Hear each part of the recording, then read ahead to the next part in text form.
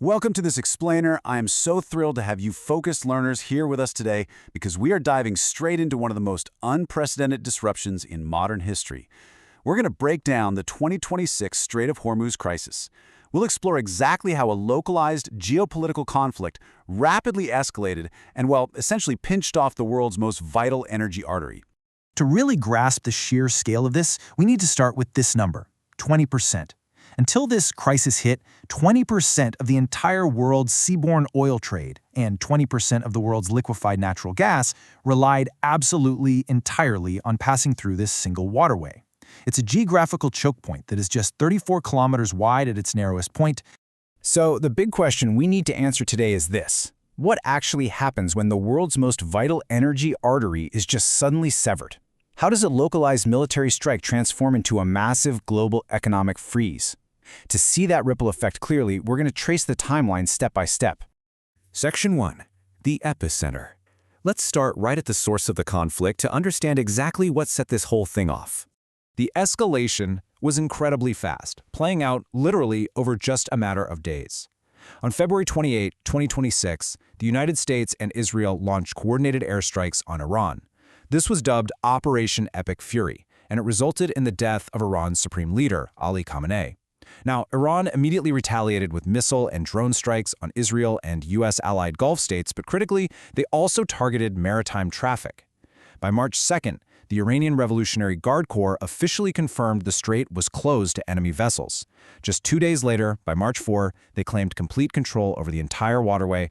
You know, what's really wild here is just how completely dependent our global supply chains are on this tiny piece of geography. We're talking about 20 million barrels of oil every single day that normally transit through there from Saudi Arabia, the UAE, Iraq, and Qatar. And think about this, 84% of those crude shipments were destined for Asian markets. The economies of massive nations like China and India were tethered directly to the safety of these 34 kilometers of water. Section 2. The dual blockade. This created a literal gridlock of global shipping, leading to an unprecedented military reality on the water. What ended up developing was described as a dual blockade. On one side, you had Iran using asymmetric tactics to close the strait. They deployed sea mines, drone boats, executed actual shipboardings, and used GPS spoofing to drastically increase the risk for any commercial vessels in the area. And on the flip side, to counter that, the retaliatory United States naval blockade officially kicked off in mid-April. The U.S. initiated Operation Project Freedom to escort merchant ships, actively worked to destroy Iranian mine layers, and eventually announced they would intercept any ships that paid transit tolls to Iran. But here's the catch. The strait wasn't actually closed to absolutely everyone. Iran made specific exceptions based heavily on their geopolitical alignments. Chinese vessels, for instance, were allowed through, reflecting China's supportive stance. And in a somewhat surreal twist, Russian superyachts passed freely right through the war zone. After a bunch of diplomatic talks, Indian gas carriers, Malaysian and Thai vessels, and even United Nations humanitarian fertilizer shipments were granted safe passage. Basically, geopolitics directly dictated maritime survival. And just to show you how highly personalized and political the messaging around this military standoff became, consider this detail. Amidst trading ultimatums and threatening to destroy Iranian infrastructure if the strait wasn't reopened, U.S. President Donald Trump expressed a desire to seize control of the waterway entirely and rename it the Strait of Trump. It's a stark reminder of the intensely political nature of the ultimatums being thrown around at the time. Meanwhile, out on the water, the human and commercial toll was staggering. 2,000. That's the number of commercial ships that the International Maritime Organization reported were stranded in the Persian Gulf by late April. Along with those 2,000 ships were 20,000 stranded mariners, completely stuck out there as insurance rates skyrocketed and safe passage totally vanished. And we aren't just talking about massive cargo freighters carrying oil and gas either. To ground this abstract military data in a very human reality, luxury cruise ships got caught in the exact same net. Ships like the Mein Schiff 4 and the Saudi-based Arroya found themselves completely trapped in the Persian Gulf. You had 15,000 vacationing passengers stranded right alongside these massive idle oil tankers, literally facing threats over the radio from military gunboats.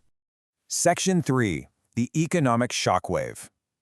Let's zoom out from the naval blockade itself and look at the direct impact this had on the global economy and essentially every wallet. Unsurprisingly, This disruption triggered the single largest monthly increase in oil prices in the history of the world oil market. Brent crude surged from a pre-crisis average of around $80 a barrel, quickly blew past $100 in early March, and then peaked at $126. This massive spike forced 32 different nations to release 400 million barrels from their emergency reserves, and it pushed gas prices in places like California well past $5 a gallon. But wait, the crucial point here is that this wasn't just about fuel. Look at this figure, 50%. The Gulf region actually produces nearly half of the world's urea fertilizer, and with shipments halted, global urea prices surged by 50%. Because fertilizer production relies heavily on the natural gas that was now trapped in the region, this directly threatened U.S. corn yields, which feeds poultry, beef, and dairy. That set the stage for global food prices to remain elevated well into 2027.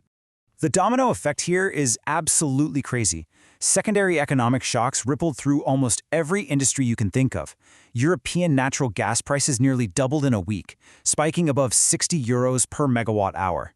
Because Qatar is a massive supplier, roughly one-third of the world's helium production was impacted, forcing medical and industrial distributors to actually start rationing supplies. Aluminum prices jumped, and a scarcity of sulfuric acid exported from the region even managed to disrupt copper production all the way over in Chile. Naturally, desperate times call for desperate measures. In an attempt to bypass this pinched artery, nations turned to overland routes. Saudi Arabia and the UAE began diverting millions of barrels through crude pipelines to try and reach ports on the Red Sea and Arabian Sea. But there was a hard, unavoidable mathematical limit here. The combined capacity of these pipelines was less than half of the 20 million barrels the Strait normally handles every single day. The bottleneck was practically inescapable. Section 4. The International Standoff. How did a fractured world actually react to being held as economic hostages? Well, the diplomatic whiplash was intense and incredibly fast-paced. On March 9th, France and other European states set up a defensive escort mission, but the UN? Completely paralyzed. On April 7th, Russia and China vetoed a UN security resolution calling for safe passage. A tiny glimmer of hope appeared on April 17th when a brief Israel-Lebanon ceasefire temporarily opened the strait, dropping oil prices by 11%. But just one single day later, on April 18th, Iran reclosed the strait entirely because the U.S. refused to lift its naval blockade. At the core of all this chaos was a really fierce debate over international law, specifically UNCLOS, the United Nations Convention on the Law of the Sea, which guarantees innocent passage. Now, Iran has signed but not ratified this treaty. So, to bypass the traditional legal definitions of a narrow maritime corridor, the Iranian Revolutionary Guard Corps just went ahead and redefined the strait. They declared it a vast operational area that extended far beyond its normal geographic boundaries. Consequently, the global response was, well, totally fractured. Western mobilization saw the G7 exploring military escorts, the UK deploying drones and warships, and France leading defensive missions. Conversely, the Eastern alignment saw China and Russia utilizing their UN veto power to block resolutions targeting Iran, all while their own commercial vessels were granted exceptions and passed through the strait freely. Maritime security basically devolved into a fragmented, nation-by-nation negotiation. And the tit-for-tat escalation? It just kept building. First, Iran offered safe passage to any countries that agreed to expel U.S. and Israeli ambassadors. Second, the U.S. threatened to completely obliterate Iranian power plants. Third, Iran started acting like an impassable militarized toll booth, charging ships transit tolls of over $1 million, payable only in Chinese yuan naturally. And finally, the U.S. Navy retaliated by blockading ports and intercepting any ships that actually paid those tolls. Which brings us to the ultimate takeaway from this explainer. If a single 34-kilometer stretch of water has the power to ground luxury cruise ships, spike the cost of copper in Chile, and threaten the global food supply through 2027, can the world ever truly rely on regional choke points again? Or are we just one spark away from the next global freeze? Thank you so much for joining me today. Keep questioning the fragile systems that keep our world running, and I'll see you next time.